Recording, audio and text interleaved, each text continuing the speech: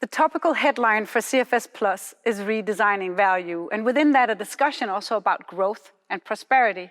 My next guest has posed a question: why can't fashion respect the non-negotiable planetary boundaries? I'm very pleased to introduce Professor Kate Fletcher. Hi, Kate. Good to see you. Hi, Eva. Yes, really delighted to be here. So in the fall, before the COVID hit us, you launched a report called Earth Logic. So can you unfold a little bit what Earth Logic is all about? Absolutely.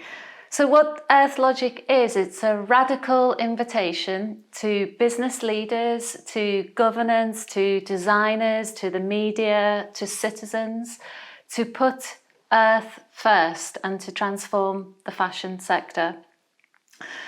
We think, Matilda, Tam and I, my co-conspirator and long-time collaborator who wrote Earth Logic, we think that it's urgent that we begin to deal with things within the fashion sector differently. And this is because of the scale of the problem that we face. And actually also because the primary obstacle to delivering change at scale and at pace is growth logic, is the logic of economic growth. We have to work at the level of the system and the paradigm. So this means not only working with materials or supply chain issues, but also asking the questions that are about the goal and the purpose of the system that we're working in.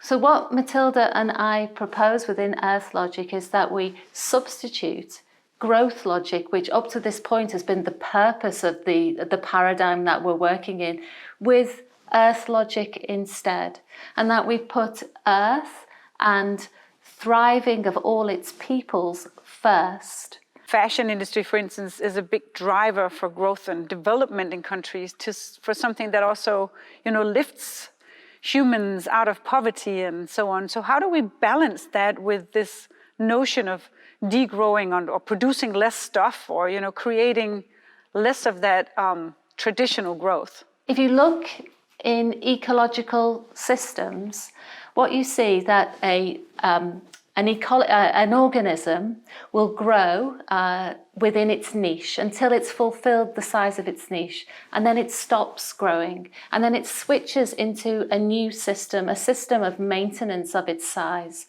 It doesn't try to grow any further. And so one of the things that we see is that we have to begin to understand that there's lots of different strategies and stages within different economies that we need to sustain at the same time. I just keep thinking, how do we put that into real life? We have companies who either have different owners that wants to be prosperous, or we have shareholders investing in the bigger companies that also pursue sort of a growth margin. We have countries who are trying to lift their population out of poverty by growing, in manufacturing, for instance, or so on. How do we tell all these people to sort of halt, or enough is enough? Well, plainly, it's not the most easy conversation to begin, but it's one that we need to pursue. We need to talk frankly and respectfully, and we need to bring in lots of different people into the conversation.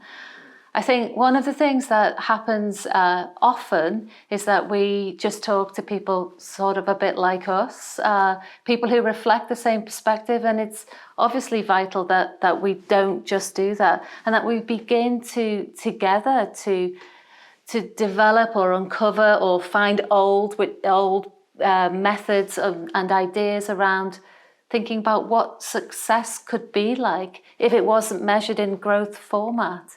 Perhaps we can even think about how corporations can maybe define a living purpose for business. So what would be your advice to CEOs and politicians listening in? What should they implement rather today than tomorrow?